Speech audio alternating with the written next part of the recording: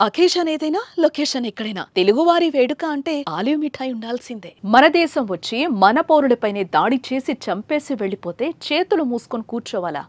క్రూరంగా మనుషుల్ని చంపేస్తే ఊరుకోవాలా? హిందువులకున్న దేశం ఇండియా ఒక్కటే. అలాంటి దేశంలోనే హిందువులకు రక్షణ లేకపోతే ఎలా? హిందువుల్ని టార్గెట్ చేసి దాడులు చేసిన వారిని క్షమించి వదిలేయాలా? పాకిస్తాన్ను సమర్థిస్తూ కొందరు చేసిన వ్యాఖ్యలకు AP deputy CM Pawan Kalyan counter attack ఇది.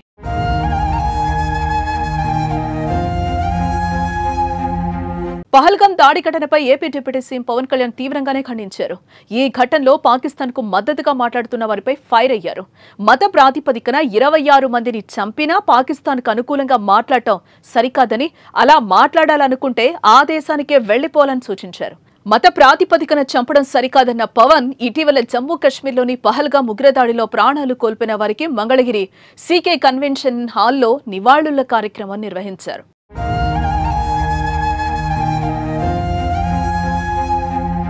ఉగ్రవాదం, హింసపై అందరూ ఒకేలా స్పందించాలన్నారు. కశ్మీర్ భారత్లో భాగమని, ఇలాంటి విషయాలపై ఓట్లు, సీట్ల కోసం మాట్లాడకూడదని చెప్పారు. ఈ ఘటనలో ప్రాణాలు కోల్పోయిన శ్రీ పొట్టి శ్రీరాములు జిల్లా కావలికి చెందిన మధుసూదన్ రావు కుటుంబానికి పార్టీ తరపున 50 లక్షల ఆర్థిక సాయం ప్రకటించారు. సత్యం మాట్లాడాలంటే చాలా ధైర్యం కావాలని, చనిపోయిన మధుసూదన్ రావు ఎవరికి హాని చేశారు? కుటుంబాన్ని తీసుకుని కశ్మీర్కు వెళ్తే చంపేస్తారా? కశ్మీర్ మనది కాబట్టి అక్కడికి వెళ్లామని మధు భార్య చెప్పారు. హిందువులకు ఉన్న దేశం ఇదొక్కటే.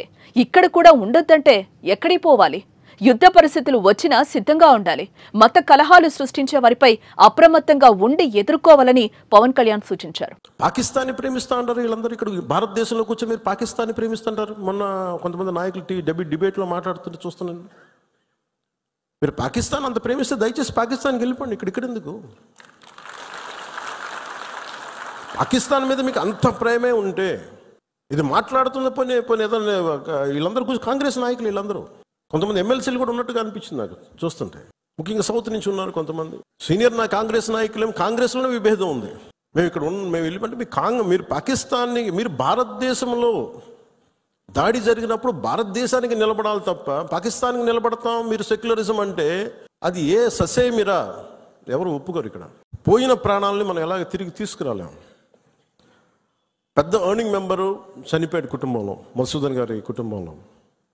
సో మనందరి తరపున, మీ అందరి తరపున, పార్టీ తరపు నుంచి ఆయనకి ఒక 50 లక్షల రూపాయలు ఆయన కుటుంబానికి